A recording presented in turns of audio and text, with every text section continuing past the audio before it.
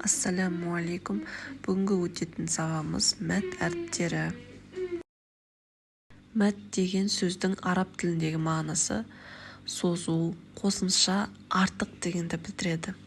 Араб тілінде мәд әріптері үшеу, олар алиф, вау және я әріптері. Мәд әріптері араб тілінде үш мәд әрпі болып саналады. Алиф, я және вау әрпі. Мәд әрпі болып қай уақытта есептеледі? Мысалы,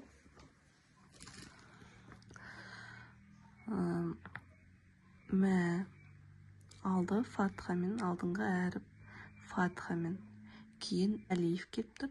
Сонда бұл мәд әрпі болып есептеледі. Екіге созамыз. Мысалы, кейін келесі м, например, и, мұны ми, м кәсірамен келіп тұр. Одан кейін я әрпі келіп тұр. Сонда бұл жерде мәд әрпі болып есептеліп, екіге созамыз. Және му, мысалы, м әрпі, мим әрпі даммамен келіп, одан кейін уау әрпі келетін болса, онда уже мәд әрпі болып, мына сөзді екіге созамыз. Му деп. Бұл деген, мысалы, қалай түсінуіміз. Алиф әрпі, алиф, фатха сияқты, я әрпі, кәсір сияқты, вау әрпі, дамма сияқты. Соны жалғастырамыз. Тағы да, мысалы, н-мен келейік. Нә,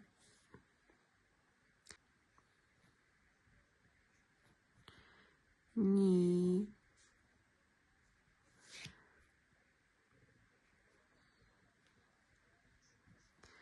ну, мына екіге созамыз бәрін. Нә, ни, ну деп екіге созамыз.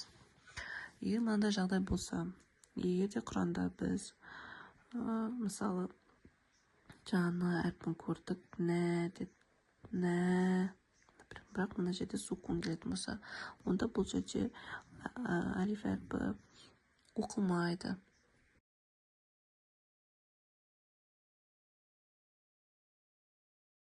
Мәд әріптері әрдайым сукунды болып келеді.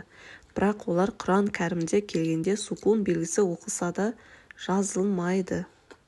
Мәд әрпінің ережесі секілді, мәд әріптері алиф, я, вау, үш әріп сукунмен оқылғанмен сукун белгісі қойылмайды. Бірақ сукун тәрізді бір дыбысқа ұзарып оқылады. Алиф әрпі сукунды болып, одан алдыңғы әріптің әрекеті фатха болған жағдайда алиф мәд әрпі болады. Мысалдарды бірге оқиық. Бә, хо, кә, ро,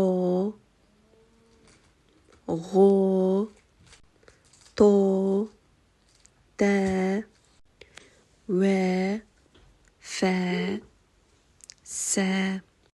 Мәд алиф өзінен алдыңғы әріпке бағынып, ол жуан болса жуан, жіңішке болса жіңішке оқылады. Ал мәд уау мен я әріптері өздерінен алдыңғы әріпке бағынбайды. Сондай-ақ әрдайым жіңішке оқылады. Уау әріпі сукунды болып, одан алдыңғы әріптің әрекеті дамма болған жағдайда уау мәд әрпі болып табылады.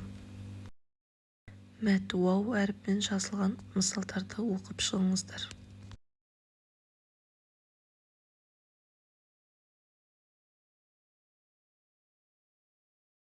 Я әрпі сукунды болып, одан алдыңғы әріптің әрекеті кәсір болған жағдайда я мәд әрпі болып есептеледі.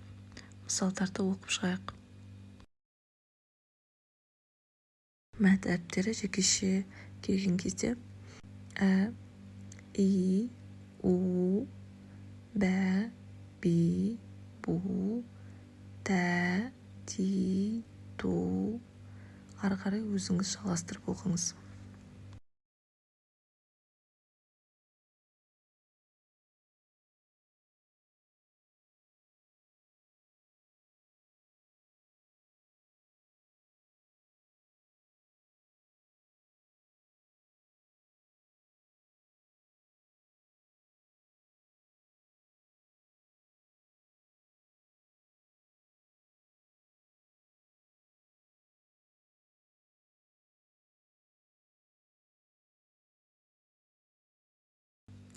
Екпінге назар бөл.